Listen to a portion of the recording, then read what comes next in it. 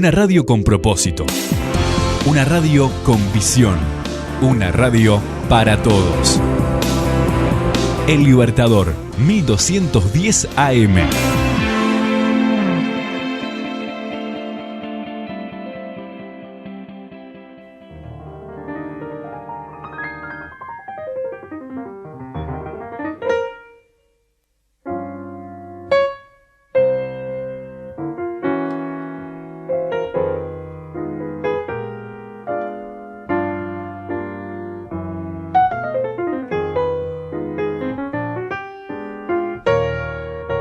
Continuamos con punto de partida aquí por la 1210 AM Radio Libertador, la CW 121 desde Vergara, 33 para el mundo. Allí un pueblito de más de 5.000 habitantes, un poquito más de 5.000 habitantes, muy lindo. Qué bueno que tiene esta emisora, el cual tratamos de llevarle a todos cultura y también distintas columnas. También tenemos los deportes con José Carlos, con Miguel Peirano. También tenemos las columnas de salud. Bueno, todo eso lo puedes ver también a través de nuestras páginas de YouTube, Facebook, Twitter y Instagram, donde colgamos todas las entrevistas y también colgamos lo que son las distintas columnas. Puedes dejarnos tus comentarios allí abajo también para que nosotros podamos abordar distintos temas. Pero bueno, hoy tenemos entonces columna de literatura con María García Marichal. ¿Cómo estás, María? Muy bien, muy bien. ¿Tú, Carlos? Audiencia, un saludo grande. Bueno, un gusto tenerte aquí con nosotros y poder charlar un poquito y conocer distintos autores. ¿Por dónde vamos hoy? Hoy vamos a ir a la República Argentina y vamos a hablar de un matrimonio, pero primero quiero agradecerte a vos este espacio, porque la cantidad de cosas que yo he leído en los últimos tiempos, la cantidad de autores que he vuelto a leer y los que he conocido, ha sido maravilloso. Gracias, Carlos. Bueno, y gracias, también, audiencia. Yo también te agradecido porque aprendo también de muchísimas autores que no conocía o de cosas, detalles que uno no sabía. Claro. Porque es muy importante recordar que el contexto geográfico, histórico, social, es fundamental el de una obra. Y para conocer a un autor también. Por supuesto. Entonces, yo he tenido que reflotar cosas que hacía muchísimos años que no leía, pero además he conocido autores. También te digo, he aprendido mucho de geografía. ¿Viste? Es imposible con un profesor de geografía, porque el profesor de geografía tiene el vicio de la geografía y yo lo tengo. Y bueno, lo bueno que podamos compartirlo con la audiencia también. Sí, eso, y Vergara, maravilloso, pueblo hermoso. Lo encuentro parecido a mis Cerrillos natal, y Vergara es realmente un pueblo hermosísimo. Para la gente donde ya recordamos nuevamente, de ahí tenés un premio también, ¿no? Sí, de Vergara, divino. Por favor, Serafín J. García. Bueno, no es ahora, pero más adelante vamos a tener quizás alguna experiencia más física allí en Vergara con me va a encantar. Ahí andamos en unos proyectos. No quiero adelantar mucho porque después dice la gente, ¿cuándo? No. No spoilemos, Tranquilo, que prontamente vamos a tener piano, si va lontano, exactamente. Pero estaría bueno poder tener alguna actividad allí en Vergara, y no solamente en Vergara, en 33, porque a ver, podemos pasar por Río Branco, Charqueada, El Oro. Qué belleza de lugares me estás nombrando. Lugares que conozco y que amo, que me encantan. Donde me gustaría, otros lugares capaz que hacemos una mini gira. Bueno, no quiero adelantar más porque ya empiezo a alargar cosas. Nosotros de gira. Bueno, ¿por dónde vamos? Vamos a ir a la República Argentina y vamos a hablar de un matrimonio de escritores que es él mucho más conocido que ella, pero que de todas maneras, y aquí quiero agradecer a mi hermano José Luis, que siempre es un apoyo muy importante para mí, él estuvo mucho a la sombra de un grande que fue Jorge Luis Borges. Es decir, hoy vamos a hablar de Adolfo Bioy Casares y de su esposa Silvina Ocampo, una cuentista exquisita y muy poco conocida por mucha gente, debido justamente a que formó parte de todo este túmulo de grandes. Claro. ¿No?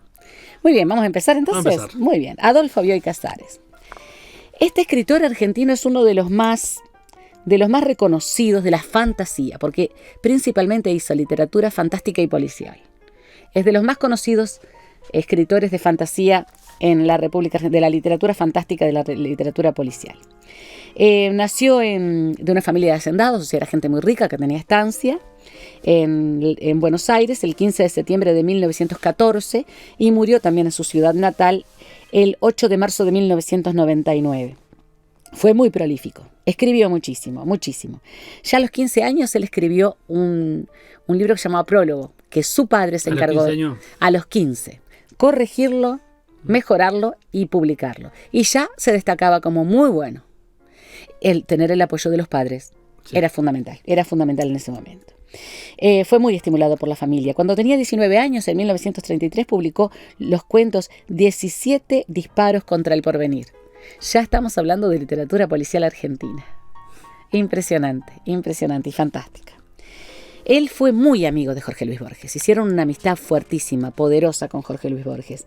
Y se vinculó con aquel círculo de la revista Sur, justamente, que Jorge Luis Borges, Victoria Ocampo como gestora. Estamos hablando también de Adolfo Bioy Casares, por supuesto, de todo un núcleo de gente que descolló enormemente en Argentina y que se destacó en el mundo, ¿no? Pero esa amistad con Jorge Luis Borges hace, como me decía mi hermano José Luis, que es un gran lector y que ha estudiado mucho a esta comunidad de escritores de la revista Sur, hizo que de alguna manera quedara un poco a la sombra de Jorge Luis Borges. Pero es un grande, Bioy Casares es un grande de la literatura, realmente. Él conoció a Borges en 1932, justamente en casa de Victoria Ocampo, gestora cultural, fundadora de la revista Sur. Victoria escribió poco, fue principalmente gestora cultural y fue la cabeza de todo ese movimiento. Y conoció allí a Silvina, un poco mayor que él, Silvina unos 9 años mayor que Adolfo, y terminó siendo la esposa de él. Una mujer muy bella, una gran escritora. Después vamos a hablar un poquito de ella. Borges y Bioy Casares hicieron muchas cosas en colaboración. Por eso a veces pasa un poco inadvertido Bioy Casares por la grandeza de Jorge Luis Borges, ¿no? Escribieron en colaboración obras firmadas con los seudónimos B. Suárez Lynch y H. Bustos Domecq, que incluso Domecq es protagonista de algunos libros policiales, y B. Lynch Davis y Gervasio Montenegro. O sea, los dos se ponían seudónimos y trabajaban con esos seudónimos en colaboración. Trabajar en colaboración les hizo mucho bien en el sentido de que crearon mucho. Fue un movimiento intelectual impresionante. 6 problemas para Don Isidro Parodi, imperdible ese libro. 6 problemas para Don Isidro Parodi de 1942, es un libro imperdible policial.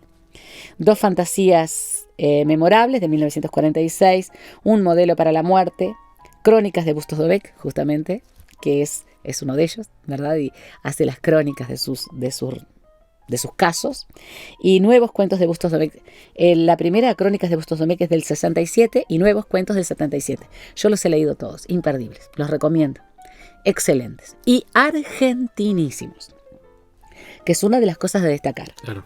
Hicieron literatura fantástica y literatura policial de altísimo nivel, internacional, pero argentina, y en muchos casos porteña, de los barrios porteños. Es para ver, porque realmente exquisitos estas colaboraciones.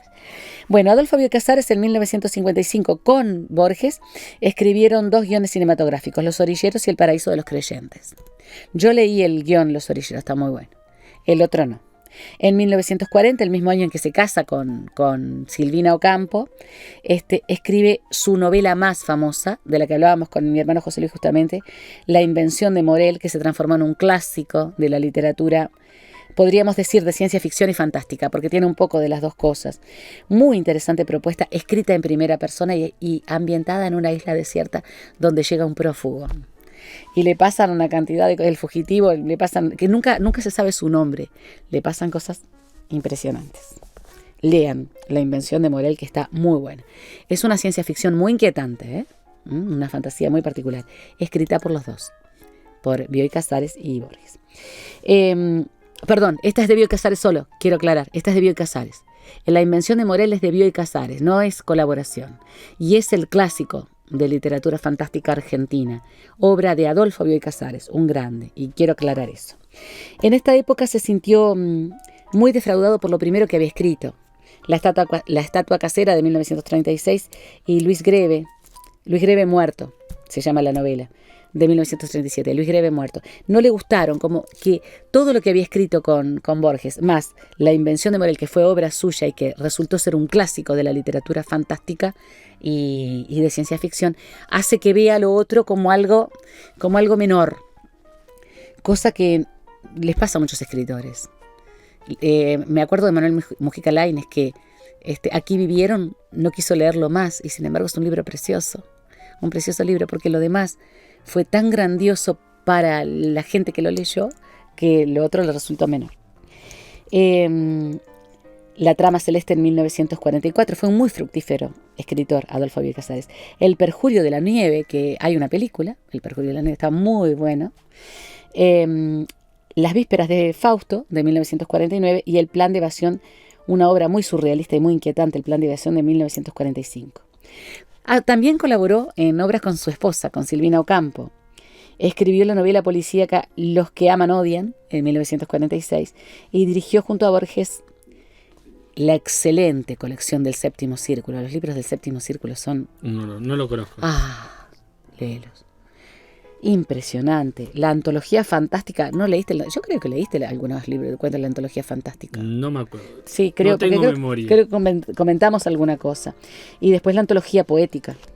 Los libros del Séptimo Círculo son recopilaciones así, impresionantes. Estamos hablando de grandes autores y grandes lectores que recopilaron lo mejor de lo mejor, tanto de Argentina como de la literatura universal. Sigue una serie de obras muy destacadas, tanto en los 50 como en los 60 y en los 70. Solo por citar algunas, porque si no tenía que ser una lista impresionante. Historia prodigiosa, de 1956. El sueño de los héroes, esta es hermosísima, de 1954. Ellos consideran esta obra su mejor novela. A mí me encantó. Tengo que leer el resto porque hay algunas cosas que no he leído.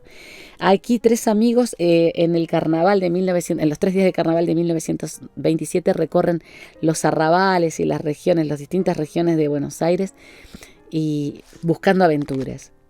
Después Gauna, uno de esos amigos, vuelve en el tiempo y encuentra que hay cosas muy alteradas. Léanla, no voy a hacer spoiler. Es interesante. Interesantísimo El sueño de los héroes. A mí me parece excelente su novela. No sé todo si ambientado en Argentina. Todo Buenos Aires, todo porteño. Por eso son argentinísimos. Y Bioy Casares es argentinísimo y es un gran escritor. Después hay el Buenos Aires que él muestra es muy alucinante, ¿no? Tiene paisajes reales y paisajes fantásticos. Entonces es muy inquietante la obra, muy inquietante. Diario de la Guerra del Cerdo en 1969, Historias desaforadas en 1986, Una muñeca rusa en el 91 y otros. Fue galardonado, entre otros, con el Premio Cervantes. Estamos hablando de un grande. Es un grande, Adolfo Bioy Casares. ¿Cómo es la obra de Bioy Casares? Es una obra magnífica, una obra que hace de la fantasía y de la ciencia ficción argentinas, porteñas y argentinas, pero porteñas principalmente, las pone allá, en la cumbre de la literatura fantástica de ciencia ficción y policial iberoamericana e hispanoparlante. O sea, no podemos descartar a Bioy Casares como un gran escritor de la revista Sur y de este círculo de grandes, porque está a la par de Jorge Luis Borges, a la par de Ernesto Sábato, a la par de los uruguayos de Onetti y de Benedetti, y acá hablamos de narrativa, ¿no? Sí. Entonces, bueno, y de García Márquez y de Vargas Llosa, tenemos que enaltecerlo porque realmente un grande. Y es una de las cosas, como hablábamos con José Luis, que ha quedado un poco ensombrecido debido a la grandeza, claro, de un gigante como fue Jorge Luis Borges, y de un pensador, vanguardista y un pensador con un cerebro privilegiado como fue Ernesto Sábato, por ejemplo. Pero Bioy Casares fue un escritor espectacular. También de esta época Julio Cortázar, de quien vamos a hablar seguramente en la próxima, porque esto merece un programa solo para él solito, porque es mi maestro. Esta es una etapa gloriosa de la literatura argentina. Voy a leerte un pedacito del Sueño de los Héroes. Dale. Un pedacito nomás. A lo largo de 3 días y de 3 noches del carnaval de 1927, la vida de Emilio Gauna logró su primera y misteriosa culminación. Que alguien haya previsto el terrible término acordado y, desde lejos, haya alterado el fluir de los acontecimientos es un punto difícil de resolver. Por cierto, una solución que señalara a un oscuro demiurgo como autor de los hechos que la pobre y presurosa inteligencia humana vagamente atribuye al destino, más que una luz nueva añadiría un problema nuevo. Lo que Gauna entrevió hacia el final de la tercera noche llegó a ser para él como un ansiado objeto mágico, obtenido y perdido en una prodigiosa aventura. Indagar esa experiencia, recuperarla, fue en los años inmediatos la conversada tarea que tanto lo desacreditó ante los amigos. Los amigos se reunían todas las noches en el Café Platense, en Iberá y Avenida del Tejar, y, cuando no los acompañaba el doctor Balerga, maestro y modelo de todos ellos, hablaban de fútbol. Sebastián Balerga, hombre parco en palabras y propenso a la afonía, conversaba sobre el turf, sobre las palpitantes competencias de los circos de antaño, sobre política y sobre coraje. Gauna, de vez en cuando, hubiera comentado los Hudson y los Studebaker, las 500 millas de Rafaela o el Audax de Córdoba, pero como a los otros no les interesaba el tema, debía callarse. Esto le confería una suerte de vida interior. El sábado o el domingo veían jugar a Platense. Algunos domingos, si tenían tiempo, pasaban por la casi marmórea confitería Los Argonautas con el pretexto de reírse un poco de las muchachas. Gauna acababa de cumplir 21 años. Tenía el pelo oscuro y crespo, los ojos verdosos, era delgado, estrecho de hombros. Hacía 2 o 3 meses que había llegado al barrio. Su familia era de Tapalqué, pueblo del que recordaba unas calles de arena y la luz de las mañanas, en que paseaba con un perro llamado Gabriel. Bien porteño. Impresionante. Timba, política y fútbol. Por supuesto. Y los que no hablan de timba, política y fútbol, y la timba casi siempre caballos, burreros, sí, perdidos. Burrero. Y el rally, cosa que era mucho más cordobesa y provinciana. Claro. Sigue siéndolo. El automovilismo en Argentina es mucho más de la provincia. Sí. El fútbol, la timba principalmente burrera, y después las otras cosas de las que hablaban. Decime si no es bien. Sí. Maravilloso. ¿Te gustó?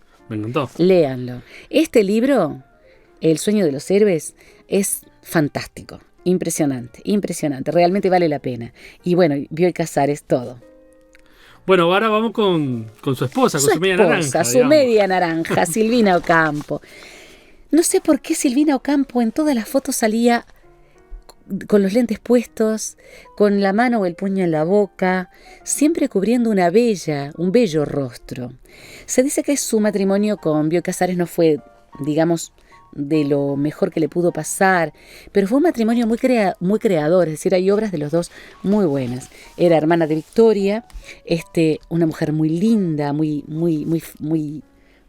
esbelta, una creadora que fue mucho tiempo como solapada debido a la grandiosidad de los otros, ¿no? De los otros autores. Silvina Ocampo. Silvina Ocampo nació el 28 de julio de 1903 en Buenos Aires, 1903, y murió el 14 de diciembre de 1993. Tenía 90 años Silvina. Fue de antepasados patricios. Su padre se llamaba Manuel Silvio Ocampo y su madre Ramona Aguirre Herrera. Sus antepasados estuvieron vinculados a toda la historia argentina, desde la colonia hasta la independencia. Estamos hablando de Pueyrredón y estamos hablando de Belgrano, todos eran parientes de los Ocampo. Una familia patricia en el sentido que le dan los argentinos. En eso los argentinos y los uruguayos nos diferenciamos. Ellos, su patriciado lo tienen todavía muy valorado. Aquellas familias que fueron fundadoras, que fueron parte de la independencia, que fueron parte del poblamiento, que fueron parte de la organización política. Los Ocampo estaban familiarizados hasta con Juan Manuel de Rosas. Es decir, de todas las distintas, digamos, tendencias políticas en las que el patriciado estuvo vinculado, ellos eran descendientes. Tenían varias casas, pero una de ellas en San Isidro hoy en día se llama la Casa Ocampo y es patrimonio de la UNESCO.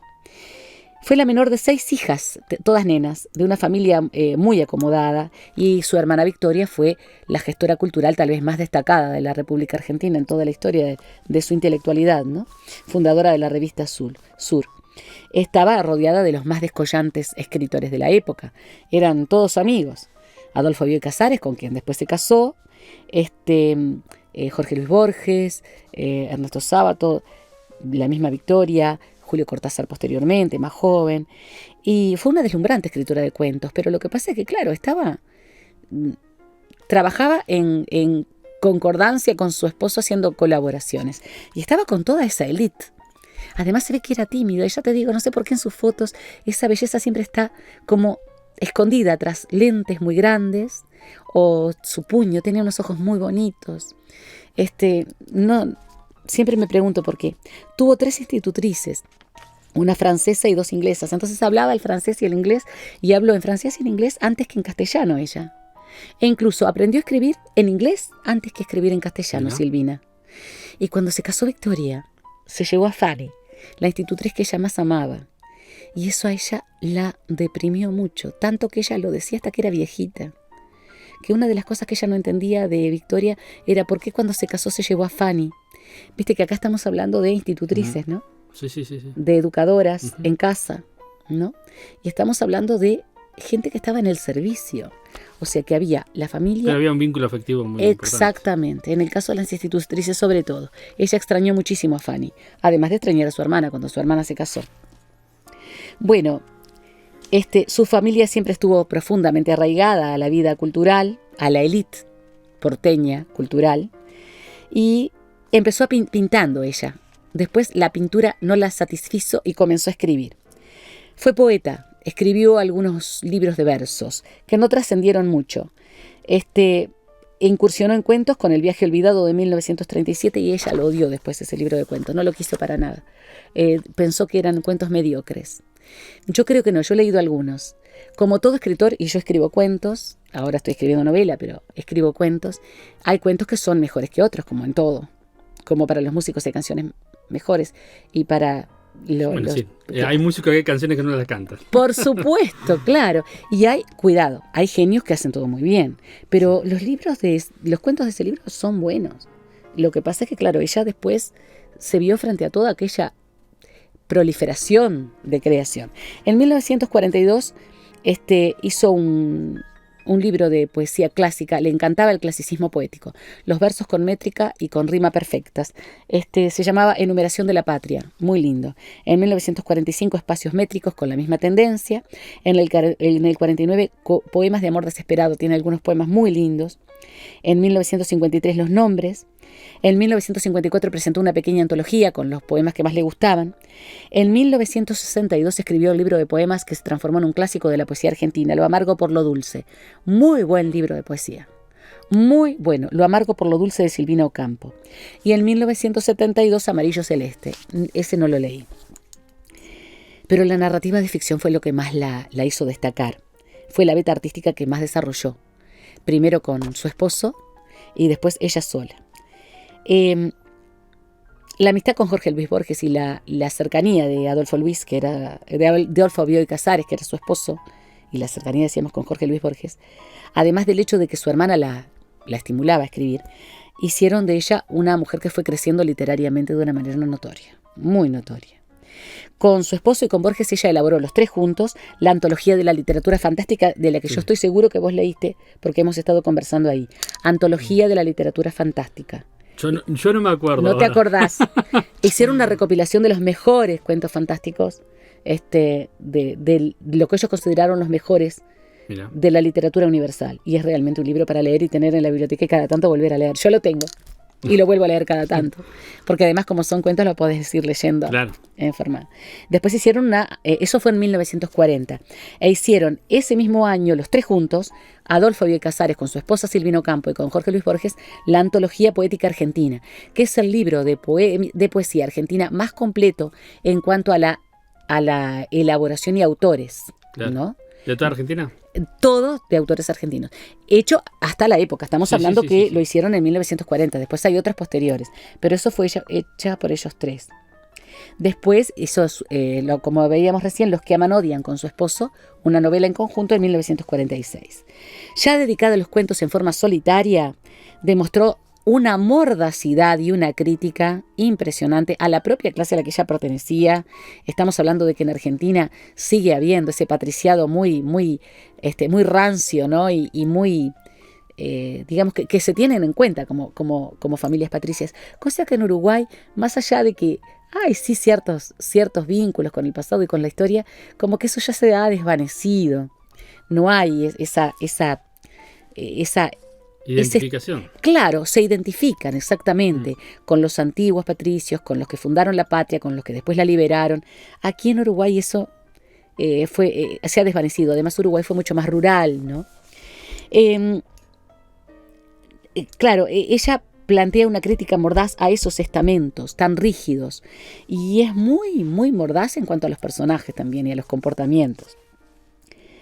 Usa recursos literarios muy novedosos. Por ejemplo, seres fantásticos o narradores que se marean en su propia narración.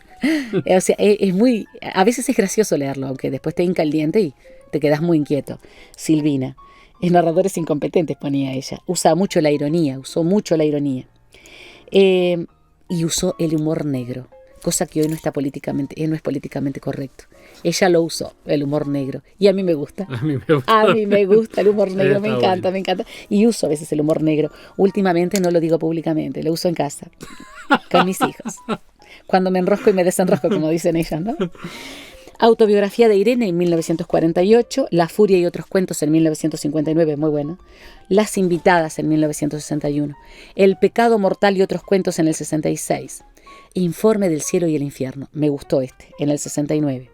Los días de la noche, muy sugerente el nombre, Los días de la noche, en 1970. Y así sucesivamente, ese es un título. Claro. De un libro, y así sucesivamente, en 1987, y Cornelia frente al espejo, muy inquietante, en el 88. También con Juan Rodolfo Wilcock redactó el drama Los traidores en 1956. Te decía que su quinta familiar en San Isidro hoy es patrimonio de la UNESCO y se puede visitar. Está muy bien mantenida, porque allí además se reunía esa élite, claro. La élite de la revista Sur, y allí trabajaban. Ella era muy de visitar también a su abuelo y a su bisabuelo, que era gente, por supuesto, de alta alcurnia, ¿no? Se sentía muy feliz en esas casas. Pero esta era la casa o campo donde trabajaba esa élite de los años 40, 50 y 60, que hasta fines de los 50, que fue cuando el peronismo de alguna manera desbarata todo esto, que trabajó mucho en ese lugar, que es además un lugar donde están todavía los escritorios, las sillas, la biblioteca, los lugares donde se encontraban, donde se reunían a conversar. Se dice que una vez Victoria le puso un sombrero en un carnaval a Jorge Luis Borges, y Jorge Luis, que era muy, muy enojadizo, se enojó mucho, y ella le dijo: por esto, por cómo sos y por las cosas que decís, nunca vas a recibir el premio Nobel. Tenía razón. Bueno, yo voy a leer un cuento breve de Silvina, y lo voy a leer todo porque está muy bueno. Impecable. Es muy cortito. Se llama Radamantos, y quiero acá aclarar que Radamantos es un personaje de la mitología grecolatina, principalmente de los griegos, porque es muy antiguo. Era hijo de Zeus y Europa, ¿no? Radamantos gobernó Creta. Creta es el lugar donde se inicia justamente la civilización posteriormente griega. Es la cuna de los minoicos, de la civilización minoica. Se dice que pudo haber sido el origen del mito de la Atlántida, porque Cnosos, la capital, del famoso laberinto de Cnosos, y toda la parte costera habría sido arrasada por un tsunami en el Mediterráneo en algún momento, cuando una erupción volcánica se produjo. Entonces, Radamantos fue gobernador de Creta y fue expulsado de la isla de Creta por su hermano Minos, el que le da justamente el nombre a la civilización minoica, que crea esa civilización tan mítica, y que se dice que se quedó con Creta por pura envidia. Entonces, Radamantos justamente plantea a la envidia como un pecado capital, ¿verdad? Y como algo que determina situaciones muy enojosas. Pero yo quiero que ustedes escuchen con qué humor negro y con qué mordacidad ella escribió cortísimo cuento. Radamantos. La envidiaba por sus pecados con una envidia que la carcomía, una envidia que no la dejaba descansar, y ahora ahí estaba, muerta. Nada en el mundo podría resucitarla. Ahí estaba, muerta como una piedra preciosa que no sufre, con todos los honores, con todas las ceremonias, ni siquiera desfigurada, Y si lo hubiera estado, alguien se hubiera encargado de ver en ella un encanto nuevo, el encanto de sus imperfecciones. Joven, nada le quitaría la juventud. Tranquila, nada le quitaría la tranquilidad. Impura, nada le quitaría su aparente pureza. Las iniciales sobre el paño negro del cofre fúnebre brillaban y sus retratos ya se repartían entre los amigos de la casa. No había modo de contener las lágrimas que vertían por ella un hijo de 8 años, un marido de 30 y esa corte ridícula de amigos que la admiraban aún más que antes. En los armarios, aquellos vestidos que olían a perfume serían sus delegados. Con ellos el recuerdo maquinaría costumbres, ritos en su memoria. Las santas tienen altares, pero ella, que se había suicidado, tendría en cada corazón a alguien que suspiraba secretamente por su memoria. Injusticias de la suerte, pensaba Virginia mientras subía las escaleras. Yo que he sufrido tanto, yo que soy pura, yo que tengo a veces cara de muerta, yo que no tengo miedo a nadie. Yo no me he suicidado. Nadie llora por mí. Entró en el cuarto donde la velaban. Flores, las flores que le agradaban tanto, la cubrían. En la luz trémula de los cirios brillaban la frente, los pómulos, las mejillas, el cuello y los labios, como si estuviese viva. Ninguno de sus defectos se veía, ni los dedos de los pies, que eran tan insólitos, ni las piernas demasiado fuertes. Se había arreglado, peinado, pintado para torturarla. Para no verle la cara se arrodilló. Para no pensar en ella, rezó. Un zumbido de voces le llenó los oídos. La gente hablaba. ¿De qué? Solo de ella. Era pura, decían, como la luz. Se puso de pie. Por suerte nadie advierte en las miradas los íntimos sentimientos de un ser. Virginia se dirigió al dormitorio de la muerta. Buscó el peine para peinarse. Buscó el lápiz de los labios para pintarse. Buscó el perfume para perfumarse y se miró en el espejo.